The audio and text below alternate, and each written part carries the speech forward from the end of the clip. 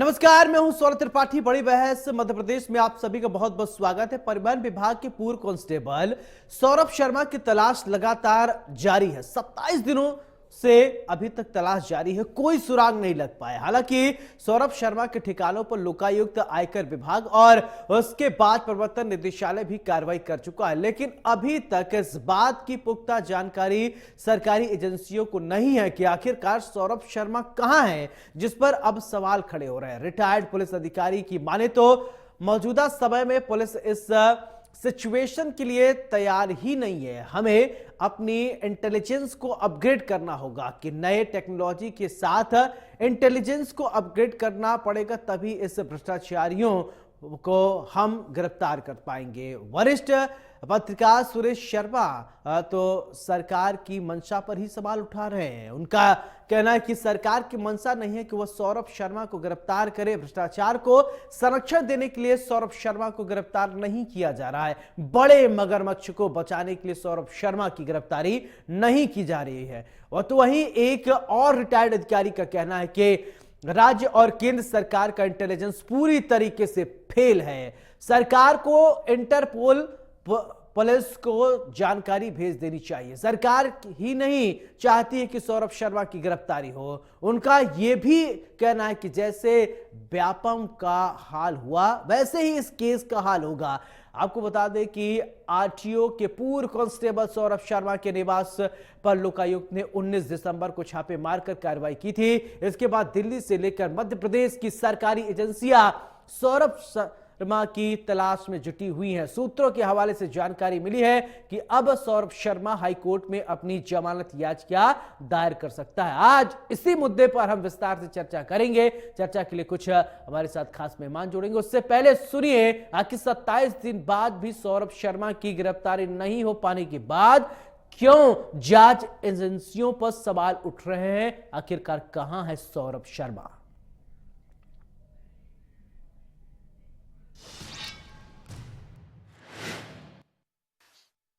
देखिए, पहली बात तो लोकायुक्त और ईडी को इससे थोड़ा सा अलग कर लें, क्योंकि इंटेलिजेंस की मशीनरी जो होती है इस संबंध में ये सिर्फ पुलिस के पास होती है। और मैं फेलियर तो नहीं कहूँगा, पर ये ज़रूर कहूँगा कि शायद हम लोगों की ऐसी सिचुएशंस के लिए तैयारी नहीं है। और मैं ये भी बताना चाहूँगा यहाँ पर कि कई बार मैं डीजीपी को इस बारे में लिख चुका हूँ कि आने वाले समय में अगर हमारी इंटेलिजेंस मशीनरी को और अपग्रेड नहीं किया गया, चाहे इसके लिए शासन को लिखना भी पड़े, तो चाहे वो टेररिज्म हो, चाहे ड्रग माफिया हो, चाहे लैंड माफिया हो, ये लोग इतने हावी हो जाएंगे ऑर्गेनाइज क्राइम वाले कि शायद स्थिति हमारे हाथ से निकल जाए, गवर्नमेंट के हाथ से निकल जाए। तो इस केस में भी मैं यही कहूँगा कि शायद हमारी तैयारी ऐसी सिचुएशंस के लिए अभी नहीं है। न केवल राज्य सरकार का बल्कि केंद्र सरकार का भी इंटेलिजेंस फेल्योर है। एक इंटरपोल नाम की संस्था होती है, इंटरनेशनल पुलिस, वो इसका फोटो भेज दें, उसका पासपोर्ट बना होगा, पासपोर्ट नंबर पासपोर्ट ऑफिस से मिल जाएगा, उसका आधार कार्ड होगा, उसके और भी उसके निशानात होंगे, उसके लक्षण होंगे, उसके डॉक्यूमेंट्स होंगे। तो सरकार चाहती है जब इतना बड़ा उसका घोटाला, 55 किलो सोना, कितने करोड़ों, 54 करोड़ नगद, कितने नगद, ये भोपाल शहर में गाड़ी घूमती हुई मिलती है। उसके करीबियों के साथ पूछताछ की जाए, उनको पुलिस के तरीके से उनसे पूछताछ की जाए तो सब उगल देंगे। परंतु दिक्कत ये है कि चूंकि इसमें बड़े बड़े लोगों का नाम आ रहा है, तो लोगों ने तो पहले ही कह दिया था कि जैसा व्यापम का हाल हुआ वही हाल इस केस का भी होगा। इंटेलिजेंस फेलियर कहा जा सकता है, क्योंकि इतने दिन तक किसी भी आरोपी को पकड़ नहीं पाना या उससे और कुछ नहीं उगलवा पाना जो है ये फेलियर तो माना जाता। लेकिन फेलियर तब माना जाना चाहिए जब किसी का इंटरेस्ट पकड़ने में हो, क्योंकि मुझे ये लगता है कि सौरभ शर्मा का जो मामला है वो बड़े लोगों तक जो है धीरे धीरे ये पहुंचेगा। और जब बड़े लोगों तक पहुंचने वाली चीज है तो या तो उसको इतना ठंडा कर दिया जाता है कि वो लोगों को उसका इंटरेस्ट खत्म हो जाए, या उसके ऊपर आने वाले जो बाद के जो संभावनाएं हैं उन संभावनाओं को रोकने के लिए दूसरे रास्ते अपनाए जा रहे हैं। मुझे लगता है कि सौरभ शर्मा सबकी जानकारी में है कि कहां है, जिन एजेंसियों को गिरफ्तार करना उनकी जानकारी में भी है। केवल इतना सा है कि उस सौरभ शर्मा के मुंह से जो बात निकलेगी उसको संभालने की स्थिति क्या है। तो मुझे लगता है ये एक बहुत खतरनाक खेल है। यदि जो परिवहन विभाग अपने आप को भला बताने के लिए पत्रकारों की सूची जारी कर रहा था, आज वो पूरे तौर पर नंगा खड़ा है। और एक आदमी जो छोटे से कद का व्यक्ति है, उस व्यक्ति के पास इतनी संपत्ति मिलती है, तो जो कमिश्नर रैंक पर रहे होंगे अधिकारी, आप उनकी कल्पना करिए कि कितना बड़ा जो है वो खेल हुआ होगा। तो मेरा व्यक्तिगत मानना यह है कि सौरभ शर्मा की गिरफ्तारी इन सारी बड़े मगरमच्छों को बचाने के लिए नहीं हो रही है। चलिए, चर्चा में हमारे साथ दो खास मेहमान जुड़ गए। सबसे पहले परिचय, फिर इसके बाद चर्चा की शुरुआत करते हैं। योगेश गुप्ता, प्रवक्ता बीजेपी, मेरे साथ जुड़ गए हैं। बहुत बहुत स्वागत है योगेश जी। फिरोज सिद्दीकी, प्रवक्ता कांग्रेस के, हमारे साथ जुड़ गए हैं। फिरोज जी, आपका भी बहुत बहुत स्वागत है। चर्चा की शुरुआत योगेश जी मैं आपसे करना चाहता हूं कि आखिरकार सौरभ शर्मा कहां है, कुछ इसके विषय में कोई जानकारी? अब सवाल उठने लगे हैं, सरकार पर भी सवाल उठ रहे हैं, लोग सवाल दाग रहे हैं। अब तो बताइए क्या कर रही जांच एजेंसियां? सरकार सुशासन उसका प्रथम ध्येय है, उद्देश्य है, और उसी के अंतर्गत कार्रवाई भारतीय जनता पार्टी शासित सरकार में ही हुई है। अगर ईडी, आईटी और लोकायुक्त अगर अपना काम कर रहे हैं तो ये भारतीय जनता पार्टी की सरकार में ही ये काम हो रहा है। पूरी जांच एजेंसियों को खुले तौर पर पूरी छूट दी गई है, किसी भी प्रकार का कोई हस्तक्षेप नहीं है।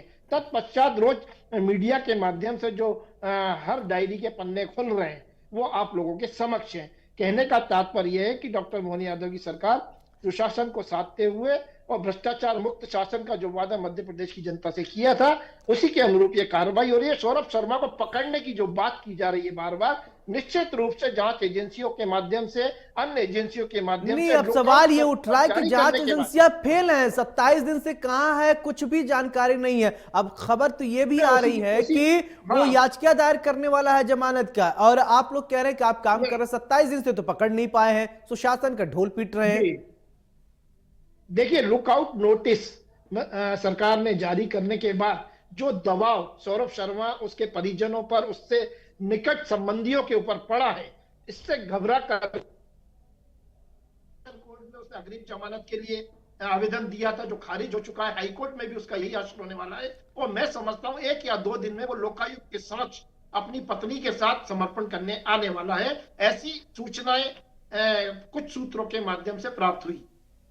चलिए, फिरोज सिद्दीकी जी मैं आपसे जानना चाहूंगा, देखिए 27 दिन हो गया, सौरभ शर्मा कहां है, कोई अता पता नहीं है। और अभी योगेश जी को आप सुन रहे थे, वो सुशासन की बात कर रहे हैं। सुशासन पर हम डिनाई नहीं कर रहे, लेकिन हम सौरभ शर्मा की बात कर रहे हैं, वो कहां है उस पर हम चर्चा कर रहे हैं। चलिए ठीक है, फिरोज जी बोलिए, अपनी प्रतिक्रिया दीजिए। देखिए, ऐसा है कि ये जो घोटाला परिवहन का हुआ है, ये घोटाला कराया गया है। इसकी 3 साल पहले ही सूचना जो है नितिन गडकरी जी ने पत्र लिख के chief secretary Iqbal Singh base को दे दी थी कि आपके परिवहन चौकियों पर भारी भ्रष्टाचार हो रहा है, लोगों को लूट खसोट हो रही है। और ऐसे कई वीडियो, जबलपुर आरटीओ का वीडियो वायरल हुआ है। इससे पहले जो है मैंने स्वयं ने जो है वीरेश तुमराव की शिकायत की थी कि उसने मेरे ट्रक ड्राइवर से 50,000 रुपए वसूले हैं, और ये जानबूझ के घोटाला कराया जा रहा था। और जिसकी सरकार में घोटाला हो रहा था वो तो आज की कृषि मंत्री बन गए देश के, और वो उनकी तो पदोन्नति हो गई, और वो सुशासन की सरकार नहीं थी। ये वाली मोहन यादव की सुशासन की सरकार है, शिवराज सिंह की सुशासन की सरकार नहीं थी। योगेश गुप्ता जी की इस बात से मैं सहमत हूं।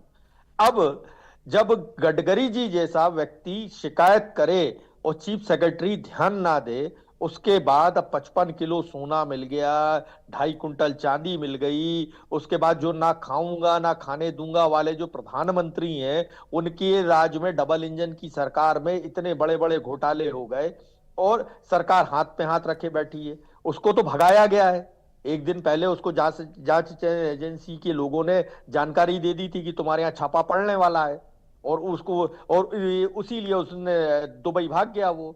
अब गाड़ी पे आ जाइए कि ये गाड़ी क्यों मिली जंगल में। इसको जांच एजेंसियों ने गाड़ी में सोना रखवा के, सारा सामान रखवा के पकड़वाया वहां है, वो गाड़ी किसी और के नाम की है, ताकि अदालत में ये सिद्ध ना हो कि साहब ये जो सोना है इनके घर से पकड़ा गया है। ये तो वीडियो वायरल हो गए कि उनके उनके जब जांच चल रही थी, जब टीमें अंदर थी उसके बंगले में, तभी ये गाड़ी निकल के बाहर गई है, बाकायदा टाइम के साथ में वो चलिए योगेश, ठीक है वीडियो योगेश जी, वायरल हो देखिए गया। एक आरोप और आ गया है कि भागा नहीं सौरभ शर्मा, भगाया गया है। बड़ी मछलियों को बचाने के लिए योगेश शर्मा को भगाया गया है। कौन भगाया है, कौन भगा रहा है? शिवराज सिंह जी ने क्यों कार्रवाई नहीं की जब नितिन गडकरी जी ठीक है ने ठीक है, पत्र अब लिख के योगेश जी आपने ये आरोप लगाया, जानकारी जवाब दे ले दी थी, लेता फिर क्यों हूं। कार्रवाई आपने नहीं आरोप की? लगाया फिरोज सिद्दीकी जी, जवाब ले लेता हूं। योगेश जी बताइए। देखिए सौरभ जी, बड़ा ही हास्यास्पद बयान मेरे मित्र फिरोज सिद्दीकी जी का है। जिस प्रकार वो किस्से कहानियों के माध्यम से इस डिबेट को साहब, आपको रोचक वीडियो बनाने का देखें? असफल प्रयास कर रहे हैं। मैं आपको इन चश्मदीद गवाह भी दे रहा हूं और देखिए, मैं वीडियो आपसे भी दे बीच रहा में हूं। नहीं बोला था। जब आपका समय नहीं, आया आप बोलिएगा, गलत मैं आपके बीच में गलत नहीं बयानी बोला मत था। करिए, गलत बयानी मत करिए, नहीं तो मैं बीच में बोलूंगा। नहीं, अगर गलत बोलेंगे तो जनता सुन रही है, जनता सुन जांच रही है। एजेंसियां अपना काम नहीं करती हैं। जांच एजेंसियां अपना काम बखूबी कर रही हैं और भारतीय जनता पार्टी का ये सुशासन है कि किसी भी कार्यवाही में कोई ना तो हस्तक्षेप किया जा रहा है, ना किसी ने भगाया है। निश्चित रूप से उसको पकड़कर लाएंगे और जो भी आरोपी हैं, कितना भी बड़ा आसामी क्यों ना हो, निश्चित रूप से वो जेल के शिक्षों के पीछे होगा। ये डॉक्टर मोहन यादव की सरकार का वादा है मध्य प्रदेश की जनता से। किसी आरोपी को संरक्षण नहीं दिया जाएगा। और सौरभ शर्मा 1 या 2 दिन की कहानी और है, निश्चित रूप से वो अंदर होगा शिक्षों के पीछे। विभाग पे टोल नाके की व्यवस्था थी, वो डॉक्टर मोहन यादव की सरकार ने 2 महीने पहले ही बंद कर दी थी, समाप्त कर दी थी उसको। तो ये जो इन्होंने आरोप लगाया कि खाऊंगा ना खाऊंगा, कहने का तात्पर्य है कि माननीय मोदी जी के 10 साल में लगभग 4700 से ज्यादा ऐसे अवैध मामलों का खुलासा ये सब तो बातें ठीक है योगेश जी, मैं अब सरकार की तारीफ की बात नहीं, मैं आपके सुशासन की बात नहीं हो रही। ये बात हो रही कि जो एजेंसियां हैं वो क्या ठीक से काम नहीं कर रही क्या? जितने भी साथी हैं, चाहे कितने भी प्रभावशाली क्यों ना हो, निश्चित रूप से उन पर कानून का शिकंजा कसेगा। लेकिन क्योंकि न्यायिक प्रक्रिया है, जांच एजेंसियां का अभी प्रारंभिक तौर पर परीक्षण है और अभी पूछताछ की प्रक्रिया जारी है, पकड़ाएगा तब न तो न्यायिक प्रक्रिया में आएगा अंतर्गत। अभी पकड़ ही नहीं पा रहे हैं, अभी तो पकड़ ही नहीं पा रहे योगेश जी, तो पहले पकड़िए तो फिर इसके बाद कार्रवाई होगी। किससे कहानियां जिस अरे प्रकार की योगेश गुप्ता जी, अभी तो पकड़ ही नहीं पा रहे हैं। न्यायिक प्रक्रिया जुडिशियल सिस्टम पे सौरभ शर्मा ने सारे कांड नहीं, योगेश जी अभी तो सवाल ये उठ रहा है वो कहाँ है। आप सारी बातें कर लीजिए,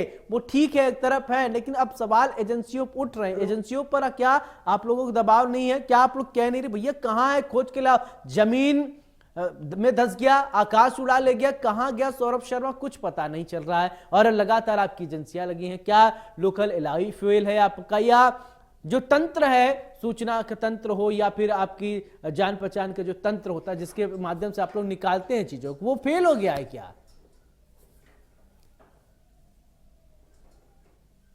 योगेश जी?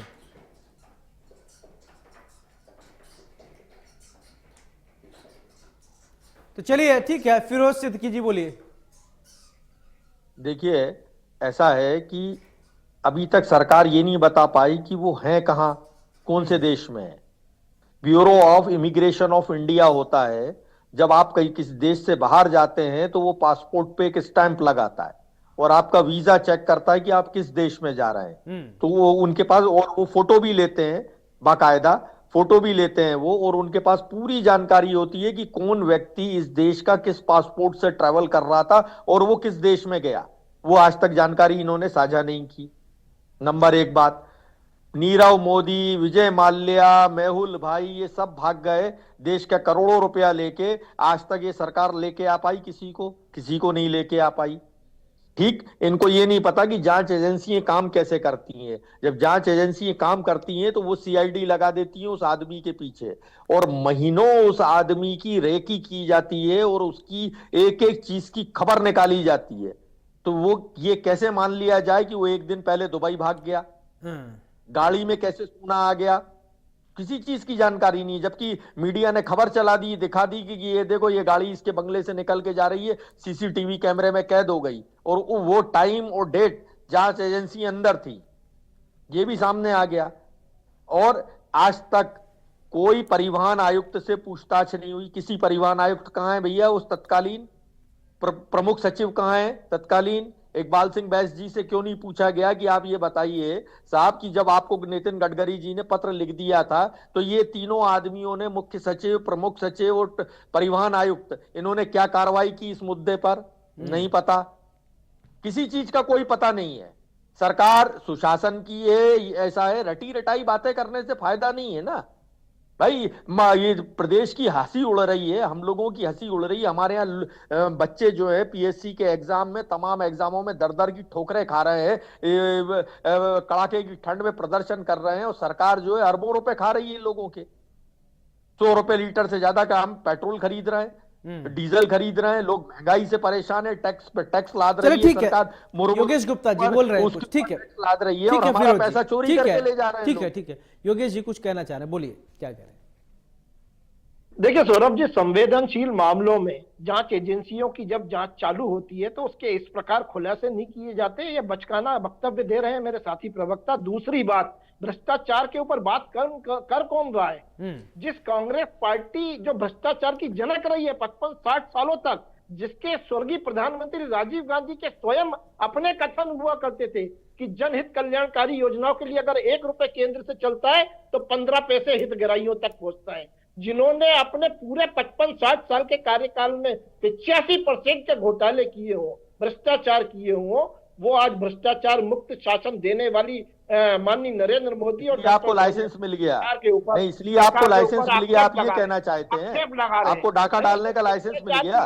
भ्रष्टाचार की जो जननी है वो आज भ्रष्टाचार पर बात करती है। बड़ा ही ताज्जुब होता है, जिनके 18 महीने के कमलनाथ जी के कार्यकाल में सिर्फ वल्लभ भवन में दलालों का अड्डा बनाया गया, 3 वसूली भाई बिठाए गए, 2 छोटे बाबू, 1 बड़ा बाबू, और विधायकों को चलो चलो किया गया। जनहित कल्याण से जुड़े कोई काम नहीं किए गए, केवल सिर्फ वसूली का केंद्र वल्लभ भवन का अड्डा बन के रह गया। ये कमलनाथ जी की सरकार थी, हम नहीं कह रहे। कमलनाथ आपकी बात का जवाब दे दिया। इन्हीं के नेता प्रतिपक्ष गोविंद सिंह जी ने जो गंभीर आरोप लगाए थे, वर्तमान नेता प्रतिपक्ष उमंग सिंघार जी ने जो दिग्विजय सिंह जी के ऊपर आरोप लगाए थे, वो सब आप सम्मानित मीडिया के समक्ष है। हम तो निश्चित रूप से भ्रष्टाचार पर अंकुश लगाने के लिए प्रतिबद्ध ही नहीं है, वरन कार्यवाहियां हो रही हैं, खुले तौर पर हो रही हैं, और आगे आप देखिए आरोपियों का अंजाम क्या होगा, वो भी हमारे कांग्रेस के साथी देखेंगे। ठीक है, फिरोज जी बोलिए, कुछ कह रहे थे आप। देखिए, सौरभ शर्मा अकेले को पकड़ने से काम नहीं चलेगा। अकेले ये सौरभ शर्मा के पास ये पैसा कहां से आया? वो तो कोई सरकारी नौकरी में नहीं था, वो तो 5 साल पहले ही इस्तीफा दे चुका था। फिर उसके पास कहां से आया ये पैसा? मैं वही सवाल कर रहा हूं ना कि मंत्री को नहीं पूछ रहे, प्रमुख सचिव से बात नहीं कर रहे, ट्रांसपोर्ट कमिश्नर से बात नहीं कर रहे, मुख्य सचिव से बात नहीं कर रहे, शिवराज सिंह जी ने भी कार्रवाई नहीं की। क्यों नहीं की ये सब? और लोगों को लुटने पिटने दिया। अब आज 2 मंत्रियों के बीच में लड़ाई हो गई तो ये मामला खुल गया। अब मामला खुल गया तो सरकार जो है वो अब उस पर लीपापोती करने पर उतारू है। हम तो यही पूछ रहे हैं कि भाई सौरभ शर्मा अकेले का नाम क्यों ले रहा है? ठीक है, ठीक है योगेश, बाकी के लोगों की क्या जिम्मेदारी? फिरोज जी एक आरोप और लगे, उसका जवाब ले लेता हूं।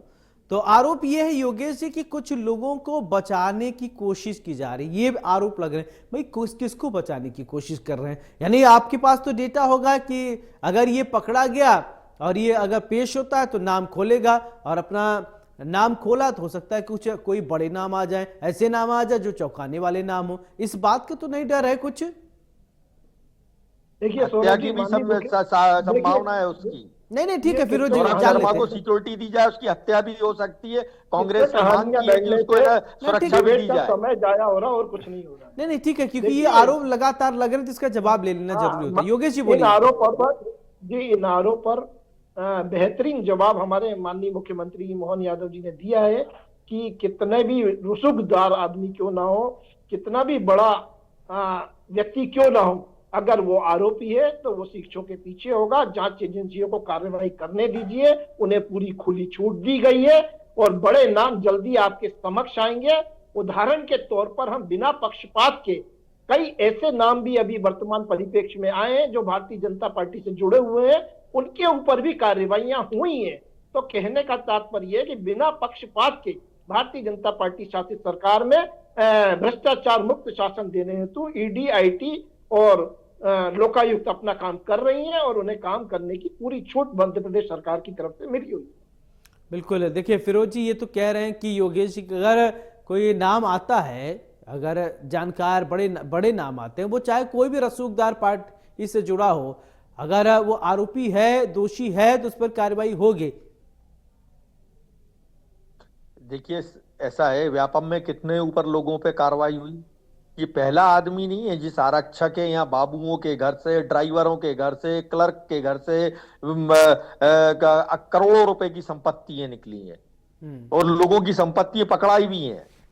और जांच एजेंसियों ने पार्टी की सरकार में और जांच एजेंसियों ने छोटी मछलियों को, सुनिए सुनते जाइए, अरे सुनते जाइए भैया, आप आधी बात कर रहे हैं।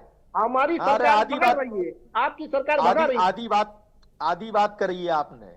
आधी हमारा बात ये सवाल है भाई, कि एक पकड़ रहे बाबू ना। ने करोड़ों रुपए कैसे कमा लिए? संभव है क्या? ये नहीं है संभव। 55 ये साल के 55 अरे आप 55 55-56 साल छोड़िए, का गड्ढा था, उसके तो ऊपर आप इसका खड़े मतलब घोषित अनुशासन चोर के हैं क्या? माध्यम से शिकंजा अरे कसा जा आप रहा है। हाँ सही कह रहे हैं, मतलब आप अपराधी घोषित भाग चोर नहीं रहे, हैं। अपराधियों को आपने ये दबोचा जा बताया रहा ही है। नहीं कि नितिन ये गडकरी सारी की बात पे क्यों नहीं भारतीय विचार जनता किया पार्टी गया? सरकार में हो रही है भाई, पकड़े अरे भारतीय नितिन जनता पार्टी गडकरी सरकार में जा रहे हैं ना। आपकी सरकार ने तो कोई कार्रवाई नहीं करी 18 में। अरे भैया, मैं 10 साल में दिग्विजय सिंह जी की शासन में, रटी रटाई बातें करने से फायदा दिग्विजय नहीं सिंह जी के है। शासन में कितने लोगों पर रटी रटाई कार्रवाई बातें हुई? करने से फायदा कमलनाथ जी नहीं की है। सरकार में कितने अरे लोगों पर रटी कार्रवाई रटाई हुई? आप बातें करने रटी से रटाई फायदा नहीं नहीं है। ये। अब भाई क्रॉस क्वेश्चन है मेरा भाई, आपके बता रहा हूँ ना, तो आप चुप हो जाएं तो मैं जवाब दूं। आप बताइए हाँ। कितने लोगों पे आपने कार्रवाई की? ये विजिलेंस किसने बनाया? कांग्रेस ने। अरे ईओडब्ल्यू किसने बनाया? अब आप कांग्रेस कहोगे ने। देश का संविधान सेंट्रल कांग्रेस ने विजिलेंस बनाया। कमीशन किसने बनाया? कांग्रेस हैं? ने। देश इन्फोर्समेंट का संविधान डायरेक्टरेट किसने किसने बनाया? बनाया? उसने कांग्रेस बनाया ने। सुनिए, सुन लीजिए, इन्फोर्समेंट ईडी किसने बनाया? कांग्रेस ने। इनकम टैक्स डिपार्टमेंट किसका दिया हुआ है? ये कांग्रेस का है। अरे तो ये आज देश आप के कार्रवाई संविधान कर का पा क्या रहे हुआ हैं। है? कांग्रेस को सत्ता हाँ। मिली 55 चलिए, साल में कांग्रेस सरकार ने है कि नहीं है? एजेंसियां ये बना बात दी, नहीं है। अभी आपको इम्प्लीमेंट करना है। ठीक है, ठीक है, बोल- ठीक है फिरोज जी।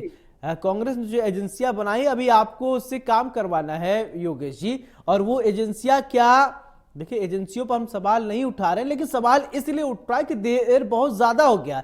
1 दिन 2 दिन 4 दिन चलते हैं, ठीक है, हो सकता है ढूंढने में दिक्कत। 27 दिन पता, इतना बड़ा आरोपी वो कहां चला जा रहा है, जमीन निकल गई, उसको आसमान उड़ा ले गया, कुछ पता नहीं है। सब कुछ एकदम वैसे ट्रैक पे चल रहा है कि वही रटी रटाई सरकारी बातें कि जांच हो रहा है, जांच किया जा रहा है। कब जांच कब पूरा होगा साहब? बहुत सारे लोग जानना चाहते हैं। आपने धड़ाधड़ जो है ईडी, सीबीआई हर जगह जो है वो जांच करने तो पहुंच गई, छापे मारे, लेकिन जो मुख्य आरोपी है उसका पता ही नहीं।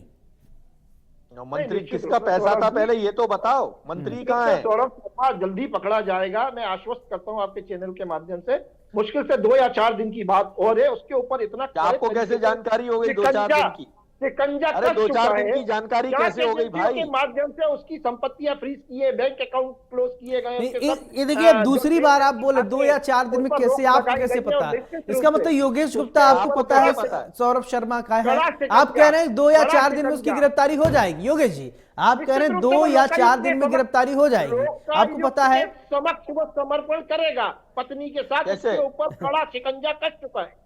अरे आप देखिए, इस बार नहीं, इस बार योगी जी आप फंस गए, ट्रैप पे फंस गए। ना दबाव बनाया है।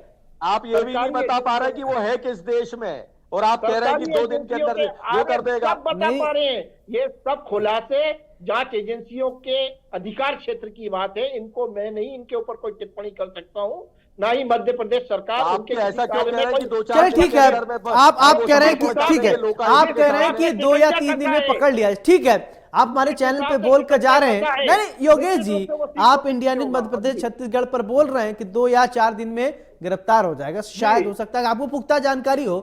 फिरोज जी एक फाइनल कमेंट चाहूंगा। देखिए इन्होंने बोल दिया 2-4 दिन की बात कही, हो सकता है डिबेट में फिर हमसे जुड़े, मैं पूछूंगा 2-4 दिन में क्या हुआ। नहीं, जिस प्रकार से शिकंजा कसा गया है, शिकंजा कसा गया, मैं पूछूंगा। आपने दावा कर दिया 2 या 4 दिन, ठीक है फिरोज जी, देखिए आपने हमारे चैनल पे दावा कर दिया जी।